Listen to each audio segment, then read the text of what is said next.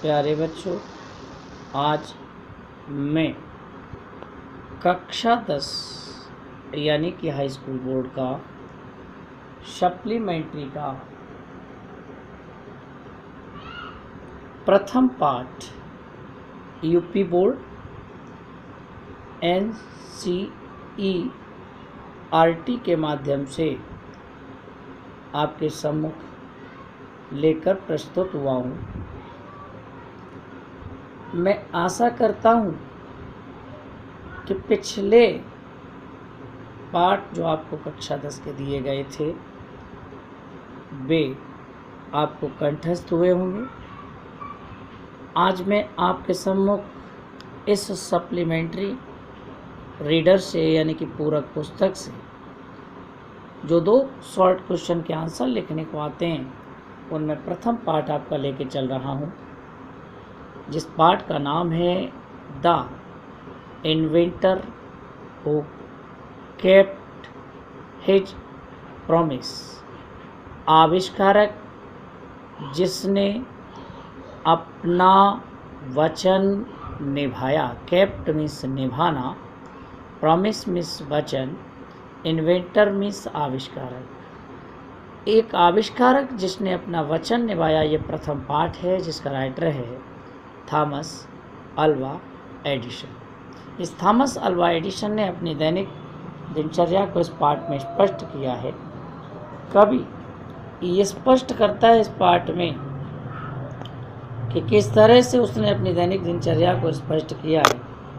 कवि कहता है, When you want to read at night, जब आप रात्रि के समय पढ़ना चाहते हो।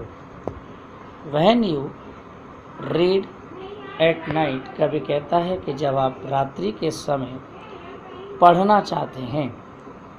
You simply press a switch, तब आप धीमे से एक स्विच को दबा देते हैं या उसके बटन को दबा देते हैं।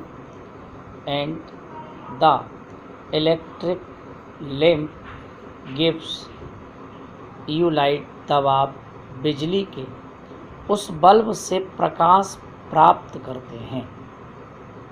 डू यू नो, क्या आप जानते हैं, who invented the electric lamp, कि इस बिजली के बल्ब का आविष्कार किसने किया। इन्वेंटेड माने आविष्कारक या आविष्कार करना।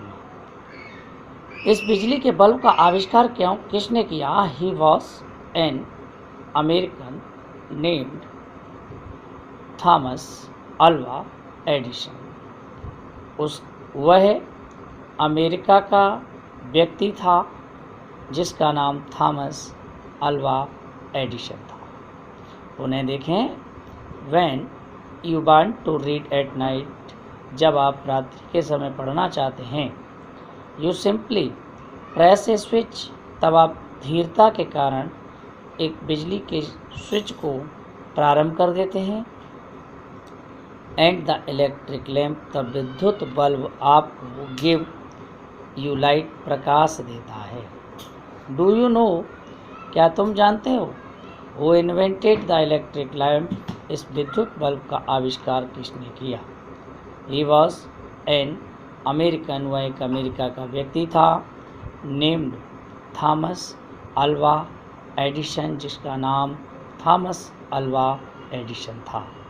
इस प्रकार हमने आपको आज एक स्टेंजा दिया और ये स्टेंजा आपका सप्लीमेंट्री में दिया गया। प्यारे बच्चों, धीमे धीमे अगर आप पाठ का सारांश वृत्तांत के रूप में समझते चलेंगे तो हम आशा करते हैं कि आपको आपका पाठ कंठस्थ हो जाएगा।